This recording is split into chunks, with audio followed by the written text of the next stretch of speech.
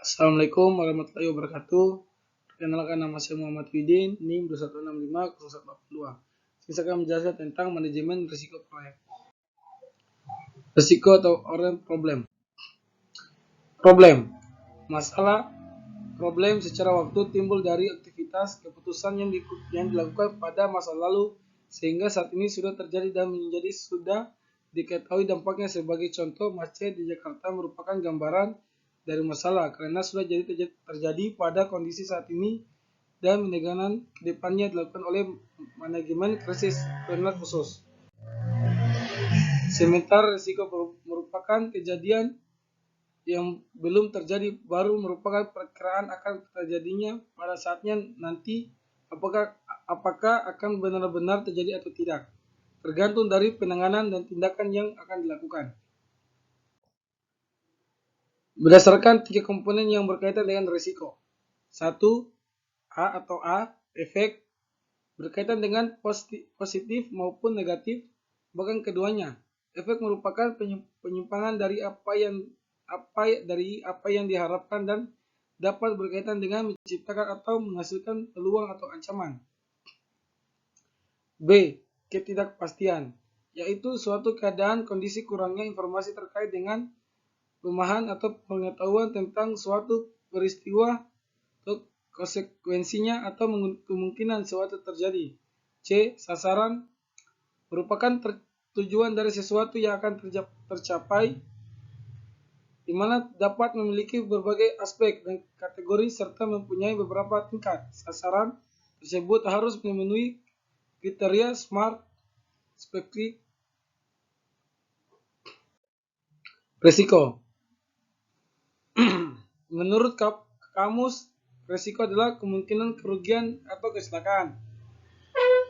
Definisi dari risiko proyek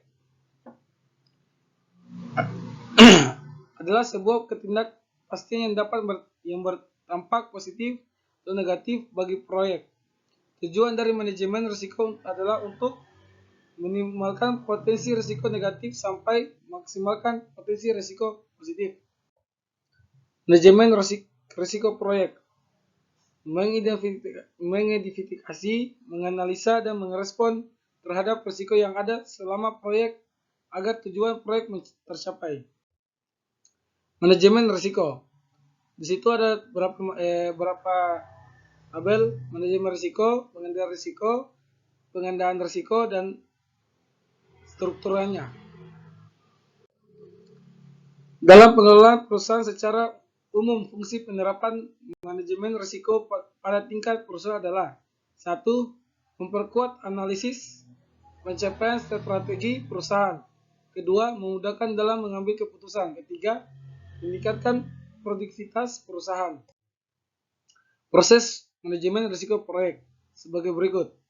Ada perencanaan manajemen risiko, ada identifikasi risiko, melakukan analisis risiko, kuantitas, melakukan analisa risiko secara kuantitatif, merencanakan respon terhadap risiko, monitoring, dan pengendalian risiko. Perencanaan. Input, teknik, output.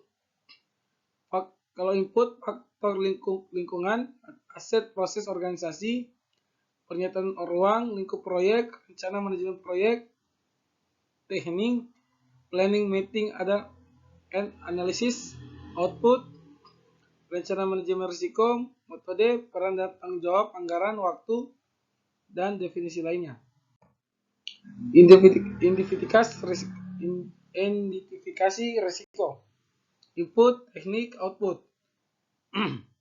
Faktor lingkup, aset proses, kayak tadi, gitu, teknik, output.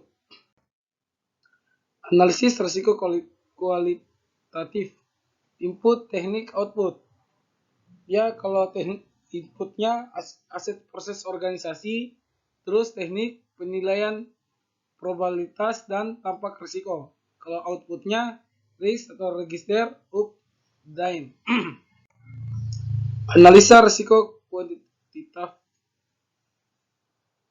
Input, teknik, output sama. Perencanaan respon risiko sebagai berikut: input, teknik, output. Input dia risk management plan, teknik strategi untuk risiko negatif atau ancaman, output risk register atau updates.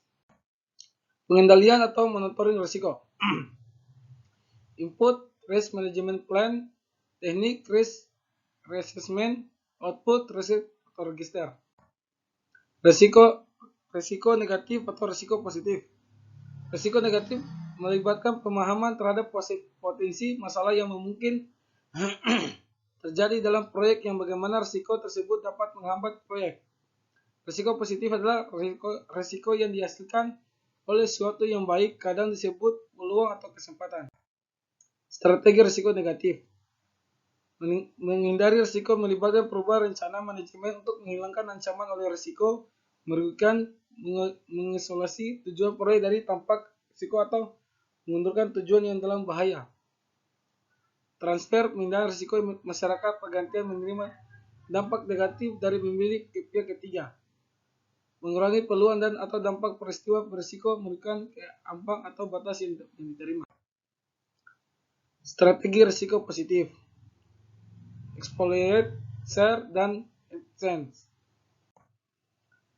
Perencanaan manajemen risiko. Dia strukturnya output bawahnya berisi prosedur untuk mengelola risiko sepanjang proyek. Terus ketiganya isi dokumen manajemen risiko. Sebagai berikut ada metodologi, ada daftar jabatan dan tanggung jawab, ada katalog risiko, rencana kontingensi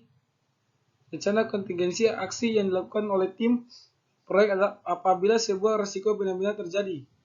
Fallback plans rencana yang dikembangkan untuk risiko yang berdampak sangat tinggi pada keberhasilan proyek. Kategori risiko. Risiko pasar, risiko finansial, risiko teknologi, risiko manusia, dan risiko proses. Risk background atau struktur. Gambaran tingkat kategori dari sebuah proyek digunakan untuk mengategorikan risiko. Ini macam-macam strukturannya: IT project, business, technical, organizational, project management.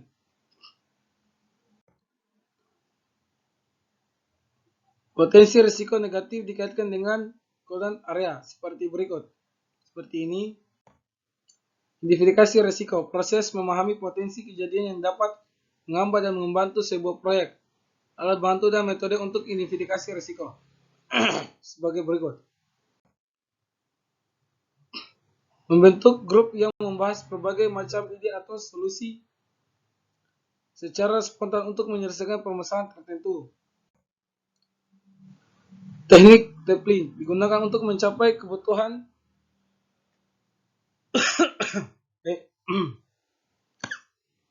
mencapai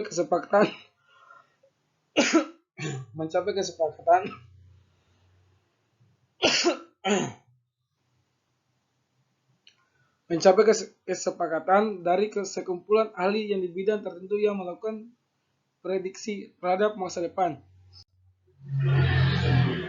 Interview, sebuah cara untuk menemukan fakta dengan cara mengumpulkan informasi melalui tatap muka atau telepon, email, atau instant messaging. Analisa SWOT.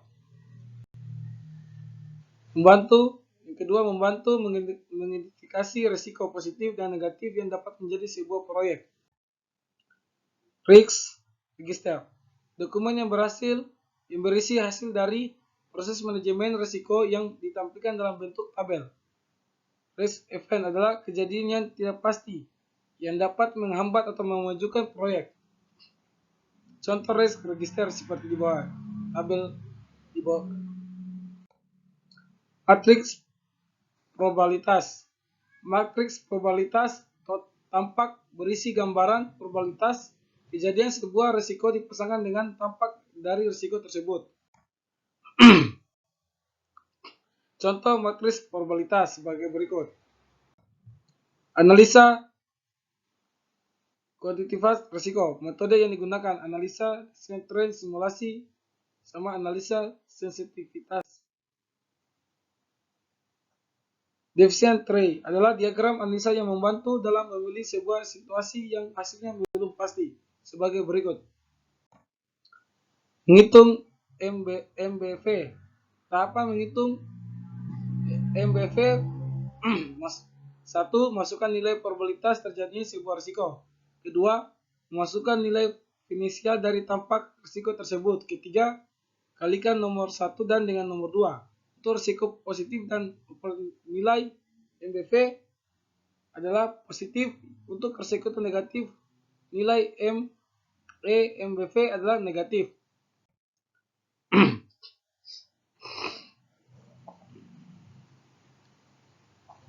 Sebuah perusahaan melakukan analisa kuantitatif risiko proyek mengembangkan sistem informasi yang akan mereka laksanakan. Proyek tersebut mempunyai dua kondisi. Kondisi kedua adalah proyek yang akan gagal. Dengan proyek akan berhasil sebesar 70% dan kemungkinan proyek akan gagal 30%. Jika proyek berhasil, perusahaan akan mendapatkan laba USD 20.000 dan jika proyek gagal, perusahaan akan rugi USD 8.000. Hitunglah nilai keuangan proyek pada sistem informasi tersebut. Diketahui tipe proyek pengembangan sistem informasi, kondisi kemungkinan berhasil 70% dan laba USD 20.000. Gagal 30%, rugi USD 8.000. Ditanya, estimated atau dalam kurung EMBV proyek. Jawab. Untuk mengerjakan soal di atas kita perlu ingat kembali bahwa MBV dihitung dengan menjumlahkan hasil perkalian kemungkinan atau probability atau dalam kurung P dan tampak impacts dalam kurung I dari sebuah kondisi kemungkinan dari proyek. Jadilah langkah pertamanya akan kita tulis kembali ke dalam bentuk tabel. Tabelnya sebagai berikut. Setelah disusun dalam tabel, selanjutnya kita akan hitung nilai P sama titik I atau perkalian probability dalam kurung P dan impacts dalam kurung I. Setelah kita jumlahkan hasil P dan I, untuk keduanya kondisi kemungkinan kita dapat besar EMV dari proyek tersebut seperti berikut. Strategi respon terhadap risiko negatif. Pertama, mengeliminasi kemungkinan terjadinya risiko. Terus, menerima risiko dengan syarat tingkat keparahan dari terjadinya risiko tersebut lebih rendah daripada tingkat toleransi risiko proyek. Strategi respon terhadap risiko negatif atau lanjutan. Risk transfer, mengalihkan tanggung jawab risiko kepada pihak di luar proyek, misalnya dengan menggunakan asuransi. Terus kedua, risk mitigation, usaha untuk mengurangi probabilitas atau konsekuensi bahaya yang dilakukan olehnya. Memastikan sebuah hal telah dipersiapkan agar probabilitas terjadinya risiko positif dapat meningkat. Berkolaborasi dengan departemen atau pihak lain untuk mengeksploitasi positif. Meningkatkan risiko usaha yang dilakukan sebuah risiko positif terjadi, menerima risiko positif yang sudah terjadi.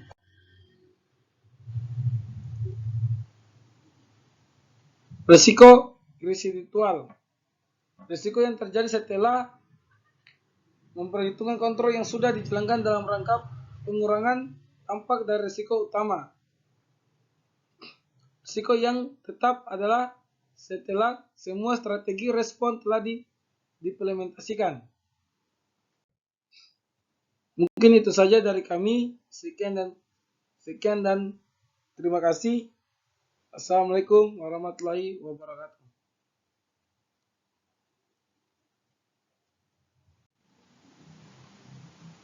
Sekian mungkin itu saja dari kami. Dan terima kasih. Wassalamualaikum warahmatullahi wabarakatuh.